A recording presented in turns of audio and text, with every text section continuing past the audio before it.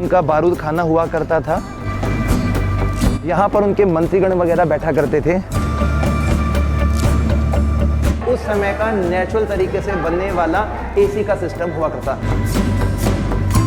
ये है उस समय का प्राचीन टेलीफोन।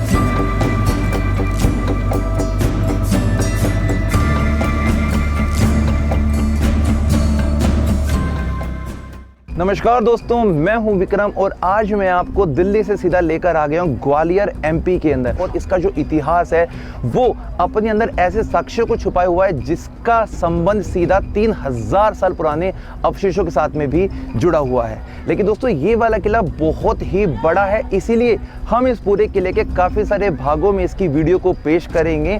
तो यहाँ पर हमारी जो ये वाली वीडियो होने वाली है राजा मानसिंह तोमर जी के किले की, जो कि आज आपको सामने की तरफ जो एक बहुत विशाल ह्यूज और एक अद्भुत जो किला दिखाई दे रहा है, यही किला है जो बना था 15वीं शताब्दी के अंतिम समय में। इसके पूरे इतिहास को आज हम आपके सामने पेश करेंगे, खंगालेंगे, उसकी एक एक बारीकियां आपको बताएंगे। उससे पहले यदि आप हमारे चैनल पे नए हैं तो चैनल को सब्सक्राइब कर लीजिए, बेल आइकन को दबा लीजिए। मेरे साथ में आप लोग इंस्टाग्राम पे जुड़ सकते हैं, ज्ञानवी के लोग इंस्टाग्राम आईडी है। चलिए दोस्तों, करते हैं अपनी आज की ये वाली वीडियो शुरू। सबसे पहले मैं आपको यहाँ पर बाहर का नज़ारा दिखाता हूँ, क्योंकि इस स्थान से पूरे का पूरा जो ग्वालियर है उसका एक हिस्सा, एक सिरा दिखाई देता है।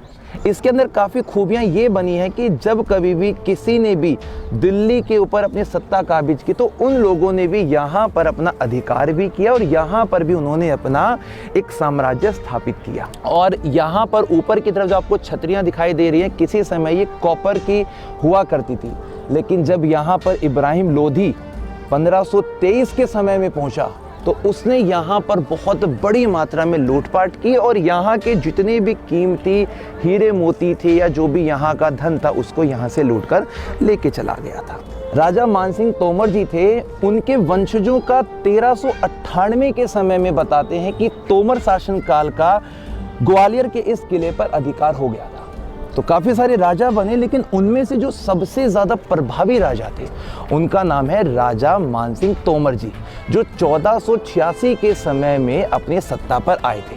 और उसी समय उन्होंने इस विशाल दुर्ग को बनवाना शुरू करवाया था। कुल मिलाकर उनकी 9 रानियाँ थीं, लेकिन 8 जो रानियाँ थीं वो इस महल में रहती थी। और जो उनके सबसे प्रिय रानी थी मृगनयनी, उनका जो पूरे का पूरा एक किला, एक महल है, वो इसी की तलहटी में नीचे की तरफ बनाया गया है। यहाँ पर अंदर आने के लिए 2 रास्ते वर्तमान समय में ज़्यादा विख्यात हैं। एक जो रास्ता है वो पूर्वी दरवाज़ा है, जिसकी तरफ हमारा मुंह बना हुआ है।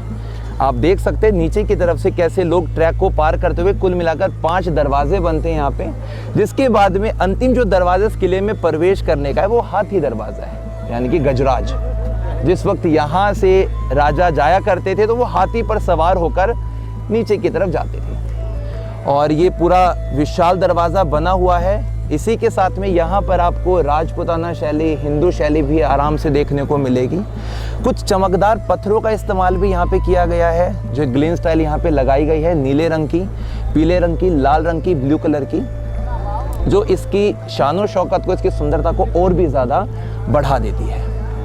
जब बात हम अपनी वास्तुकला की करते हैं तो यहाँ पर उन सभी छोटी बड़ी बातों का ध्यान रखा गया है जो एक राजा, या ये कहें एक निपुण राजा, अपने शासनकाल में अपने किलों में, महल में आवश्यक तौर पर बनवाते हैं। जिसके लिए हमें उस तरफ जो उनका दीवाने आम है, उस तरफ जो उनकी रानियों की जालियों से बाहर देखने का नज़ारा है, वहाँ चलना पड़ेगा, ताकि उन चीज़ों को बहुत बारीकी के साथ में हम समझ सकें। आइए थोड़ा आगे की तरफ आप चलिए मेरे साथ।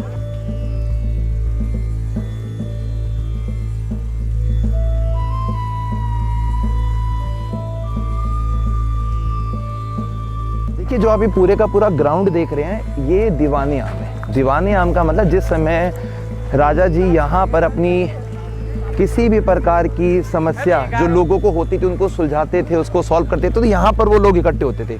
आगे की तरफ उनके जो मंत्रीगण थे वो सभी यहाँ पे बैठा करते थे। और जो सामने छतरी आप देख रहे हैं, वहाँ पर राजा तोमर जी, जो राजा मानसिंह तोमर जी हैं, वो बैठा करते थे।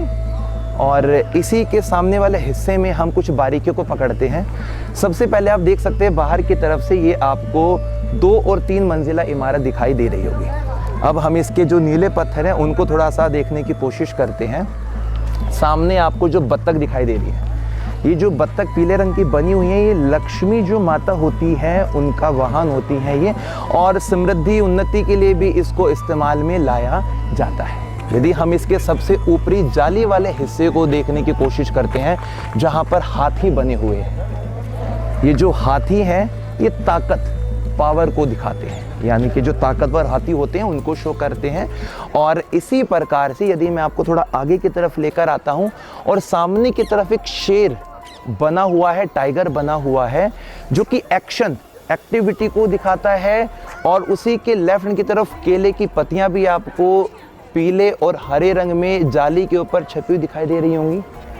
ये भी उस समय की जो वास्तुकला है उसको पूरे का पूरा ध्यान में रखते हुए बनाया गया था।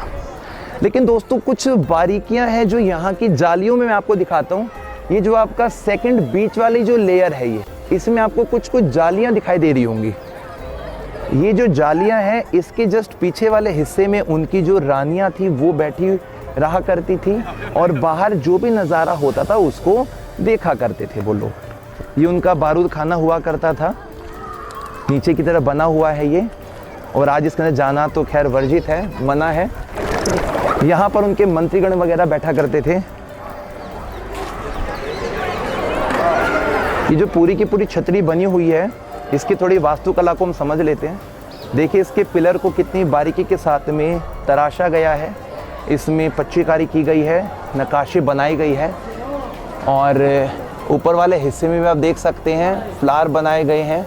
अंदर वाले हिस्से में भी इसकी आप वास्तुकला को समझिए एक बार। आइए ये देखिए आप, कितना सुंदर एक विशेष डिज़ाइन यहाँ पर तैयार किया गया है। और ये जाली नुमा इसके ये वाले हिस्से देखिए, मैथमेटिक्स का भी पूरा ख्याल रखा गया है, ज्यामिति का भी यहाँ पे एक अच्छा उदाहरण आपको देखने को मिलता है। सामने का जो गेट है वो देखिए कितना विशाल यहाँ से दिखाई देता है, हाथी गेट। और उसी के साथ में कुछ विशेषता मैं आपको यहाँ पर दिखाना चाहता हूँ। सामने वाले इस जो नीले रंग की टाइल है उस पर एक चित्र उकेरा गया है, जो कि मिक्स जो एनिमल्स होते हैं उनके साथ में उसकी विविधता आपको देखने को मिलेगी। नीचे वाले हिस्से में आपको मछली की पूंछ दिखाई देगी, ऊपर वाले हिस्से में हाथी का मुख दिखाई देगा, जो कान है वो उसके गाय के दिखाई देंगे, आंखें जो है वो हिरन की बनाई गई है। तो ये सभी चीज़ ना अलग अलग चीज़ों को रिप्रेजेंट करती है, जिसको ज़्यादा बारीकी के साथ में हम बिल्कुल सामने वाले हिस्से में देख सकते हैं, क्योंकि वहाँ पे वर्तमान समय में कलर नहीं है और उसको रिपेयर भी किया गया था, इसलिए उस चीज़ को हम थोड़ा समझ सकते हैं, वहाँ से उसको अच्छे से हम देख सकते हैं। और ये जो दोनों तरफ जो हाथी के मुंह से जो फ्लेम निकल रही है, ये इस बात को शो करती है कि जो अशुद्धता होती है, जो विकार होते हैं, उनको दूर करने के लिए भी इस चीज़ को यहाँ पे रिप्रेजेंट किया गया है। 1857 का जब युद्ध हुआ था तो इसका जो ये वाला कॉर्नर वाला जो पिलर है ये पूर्ण तरीके से अंग्रेज़ों ने तहस नहस कर दिया था, डिस्ट्रॉय कर दिया था। तो बाद में 1892 के समय में जो सिंधिया फैमिली के लोग थे उन्होंने इस कॉर्नर वाले पिलर को दोबारा से बनाया था, दोबारा से तैयार किया था। और सामने की तरफ जो आप ASI का म्यूज़ियम देख रहे हैं, ये वाला जो म्यूज़ियम है ये अंग्रेज़ों के द्वारा आर्मी हॉस्पिटल बनाया गया था, लेकिन बाद में जब हमारे भारत का ASI डिपार्टमेंट बना तो उन्होंने इस वाले हिस्से को अपना म्यूज़ियम बनाया और वर्तमान में यहाँ पर कुछ चीज़ें भी रखी हुई हैं। अब दोस्तों हम मानसिंह महल के अंदर वाले हिस्से में जाएंगे, वहाँ की बारीकियाँ भी आपके लिए पेश करेंगे, दिखाएंगे क्या क्या हमें देखने को मिलने वाला है और क्या क्या हमें वहाँ पर अद्भुत चीज़ें देखने को समझ में आने वाली है।